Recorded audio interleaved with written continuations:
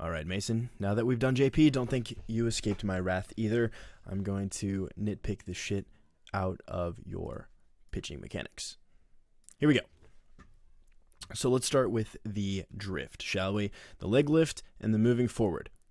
Again, watch me. My hips are here-ish. As I move forward with my drift, right? Again, hips started here, hips end up here, right? So I'm moving forward a couple inches. Center of gravity is nice and in front of my lead foot, etc., etc. Everything's nice and compact, right? This back leg is nice and straight, slight bend in an athletic position. Everything's nice and tight, right? My hands are in a really great position to separate, etc. Let's take a look at you. Your hips start here. As you get into drift, they don't really move all that much, right? They're not intentionally drifting forward. It's not your body moving forward. It's just your hips pushing out, right? So your entire body, watch my leg here. I mean, I can start it here. My leg is here. My back torso is here. My hips are here. The front of my torso is there. As my hip drip happens, right? My torso moves to here. My hips move to here. My leg moves to here. This torso moves to here. Whereas if we take a look at you, your hips start here. Your torso's here. Back leg is here. Shoulders here, right? As we get into drift, this is the same. This is only happening because this is happening. This back leg's the same, right? This is not movement. This is just you jutting your hip out, not you moving your entire body into the drift. Second of all, this massive leg bend prohibits you from dropping and driving. By having a bend in your leg, like this is called a hip hinge, which is helpful later in the delivery, but right now it's awful. By having this, you are denying yourself the ability to drop probably a foot, right? However much distance, however much taller you would get by extending that back knee, you're losing that amount of distance to create potential energy into foot strike. Your center of gravity is all kinds of fucked. It's way out here, right? You're just essentially leaping outward. There's no concerted effort to drive off the back foot or to use gravity to your advantage. You're essentially pushing and using your body and not the natural force of gravity, which is what we want to do because gravity is way stronger than you'll ever be. Okay, next is the drop. So after the drift, we drop down. So if you notice, my hip hinge starts right about there. Technically, you're in a hip hinge, but the only reason you're in a hip hinge is because you began the entire pitching motion in a hip hinge. So your body is not, this knee is better than Justin's, that's for sure. It's pointed outward. Your whole body is dropping. You're creating a force vector right here. So that's creating a lot of potential energy. That force vector, my force vector is here, which is better than Justin, like I said. However, it's not real. You didn't intentionally create that. Your hips didn't drop. Your hips didn't drop, then drive to here. Your hips began here and drove to over here. They didn't drop and drive. So you're wasting tons of energy there. I mean, if we look at my hips begin here. Yours begins here. And by the time we get to my drift, they're here. Yours are here, right? Look at how much more drift there is. Okay, moving forward.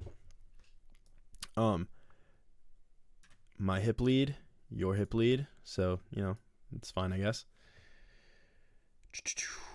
Your hands. So if you look at your hands, one's kind of flying up, which is fine. One's kind of down here, which is fine. But you separate here. You separate way too early. My hands are still in a really neutral position as I'm moving forward. You begin to separate, which is going to create a ton of early arm action later. Actually, you're going to lag behind. So this arm is just going to hang out for way too long down there because later you're going to have some arm lag. This torso tilt, typically not the best idea. Your hips are kind of tilted. Mine are pretty straight. Like I told Justin, You have to have straight hips for this knee to go this way to engage your hip socket to rotate your torso. As long as they're tilted and your torso is tilted, that is impossible. It physically cannot happen. Moving forward. All right, let's talk about foot strike. Or I guess before we get to foot strike, let's talk about your... There it is. Okay. Let's talk about your hip hinge into hip rotation. All right. Notice how we're both have this nice pointed force vector, right? Right? It's driving our hips downward. It's using the force of gravity. We're doing great. Fantastic work by everyone involved. However, as we go outward, notice my leg and your leg, mine tilts inward and starts engaging this hip socket to flip my hips outward. Yours is still tilted outward, which means this hip cannot rotate. So as we move forward towards foot strike, I'm already engaged. My hips are flying open. My torso is staying closed though. My hips are flying open. So by the time my foot strikes, I can engage this part of my body and fly open and release the ball. However, yours is still straight, which means you can't engage these hips at all. So by the time we hit foot strike, boom, I'm already engaged. My hips are way open. I have scapular engagement, which you do not have. You have a totally flat chest. These hips are not pointed. They're just open, right? They're not pointed at your target. This hip should be like way over here. You should be over rotating these hips. So this shoulder's flat. My scaps are engaged, as you can see. This shoulder should be way up here as you begin to open your chest up. Your arms flying open. Your stride, this is the edge of the pitching mound compared to where you are. Here's the edge of the pitching mound compared to where I am. There's all of this, and that's why this leg isn't as stretched out as my leg. And that's why you have more of a less steep angle here. My leg is almost at this like almost 90-degree angle, right? Yours is really pointed low. You know, ideally this would be at kind of a 90-degree angle. Yours is at this kind of weird tilt because your foot should be right about there with your knee there and your leg there. Okay. Moving forward. Onward. Okay. This is where it gets really rough. Check it out. Chest flies open. Hips are open. Everything's pointed towards the target. Your chest is also pointed towards the target. But see how my torso is tilted down this leg?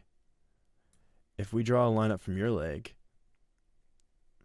see this difference? Mine's nice and at this angle. Yours is nearly upright, right? These angles are very different.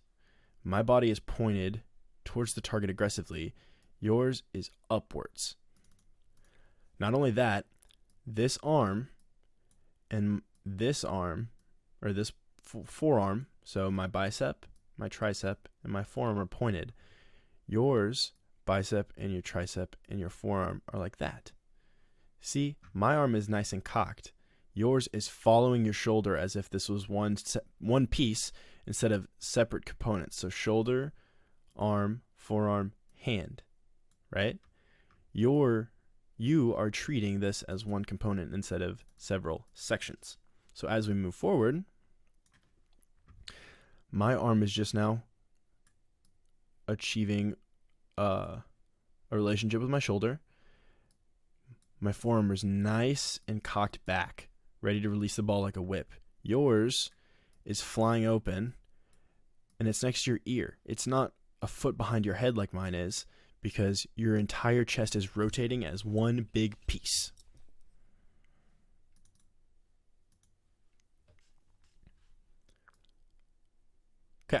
So on release, see, you're releasing the ball with your arm out here.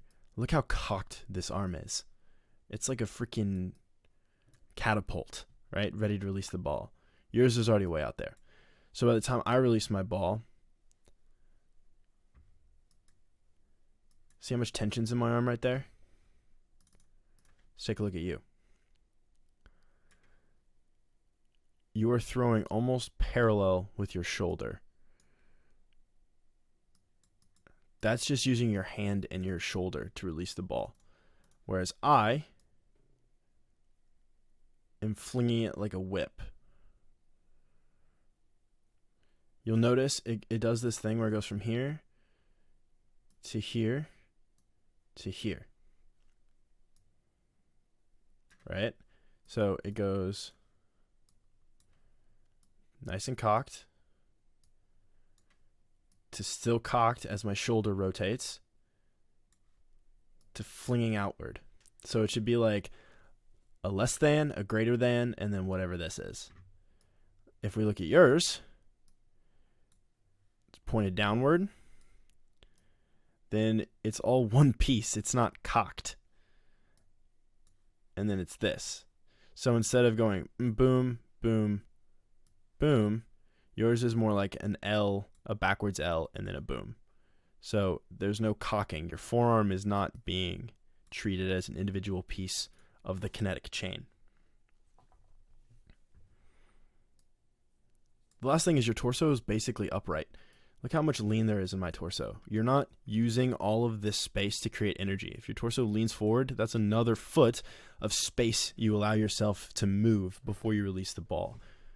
My torso is nice and bent forward. I've used my entire body to chuck this ball.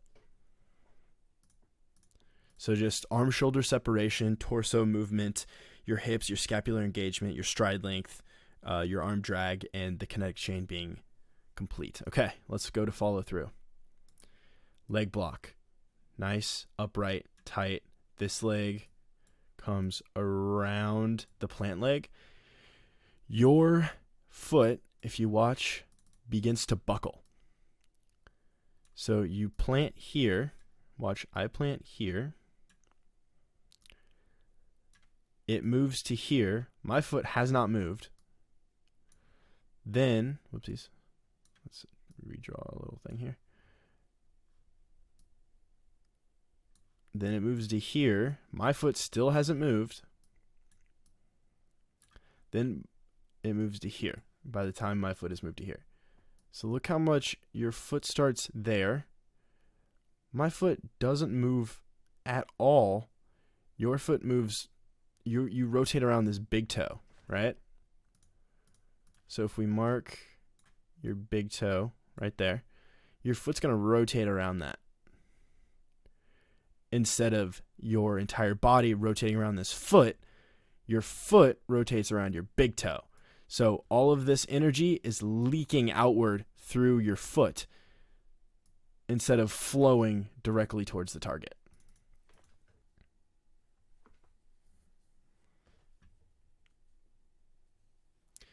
Your glove arm, mine's nice and tucked. Yours is flying open, which means your pitch is going to be less accurate. You're going to lose energy, and you're not going to have as much chest engagement here because this arm is flying open instead of pushing this shoulder backwards, flinging your torso forwards.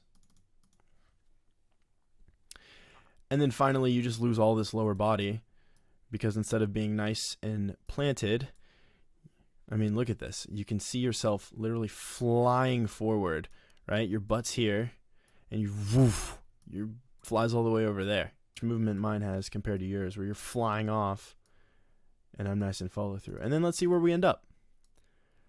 I'm on my feet. I'm coming around the mound, ready to throw my next pitch. I'm upright. I'm in a fielding position, which is stupid, but you're in this weird cocked off-camera position because you flew forward and couldn't control yourself like a child.